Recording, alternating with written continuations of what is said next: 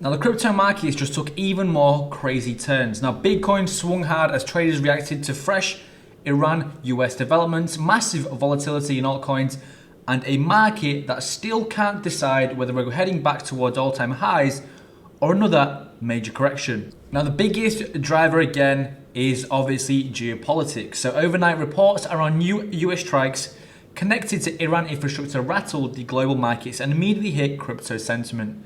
Now privacy coins got crushed, Bitcoin dipped sharply, and traders moved defensively very quickly. But the interesting thing is that Bitcoin didn't completely collapse. Instead, we saw buyers step back in almost immediately as rumors started spreading that US-Iran negotiations may actually be progressing behind the scenes. The markets are usually basically trading headline to headline right now, so one peace talk update could send Bitcoin pumping again, and one military headline sent everything nuking to the downside. Now Bitcoin is currently stabilizing and moving on the 76 to 77k region area after recovering from earlier panic selling, while traders stay extremely cautious going into the rest of the week. Now one of the strangest stories today is that hype briefly flipped Dogecoin in market cap during chaos. Meanwhile, privacy tokens like Monero and Zcash got hit pretty hard after the Iran headlines because most traders started worrying about tighter monitoring and geopolitical regulation pressure.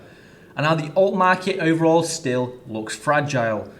A lot of traders are noticing that Bitcoin's dominance remains high while most altcoins continue underperforming badly. So even though Bitcoin is holding up relatively well, the broader market is still very defensive. Now the reason crypto keeps reacting so violently to Iran news is because this is no longer just a regulation conflict story. And this is now an oil story, an inflation story, and therefore a Federal Reserve as well. Oil prices have been extremely volatile again because markets are watching the Strait of Hormuz very closely, one of the most important oil routes in the world, for those of you that don't know.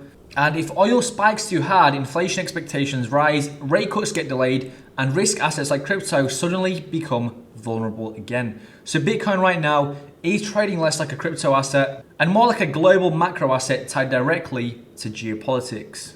And now outside of crypto, traditional markets actually opened higher today despite all the geopolitical tension because AI stocks are still carrying the entire market. So semiconductor names and AI companies rallied again pre-market, and that risk on sentiment helped stabilize Bitcoin after the overnight sell-off that we saw. At the same time, institutions still appear heavily involved in Bitcoin positioning. Even after recent corrections, ETF-related activity and institutional demand are still supporting the market structure overall. Now, the biggest takeaway today is very simple. Crypto is no longer isolated from the real world. Bitcoin is now reacting in real time to war headlines, oil prices, Fed expectations, and the global macro events, just like traditional markets. And right now, the market feels extremely reactive, so one headline could completely change sentiment overnight. So we do have currently a lot of liquidity in the upside, so currently, I'm still looking towards the bullish side for Bitcoin. I'll tune in to the next upcoming live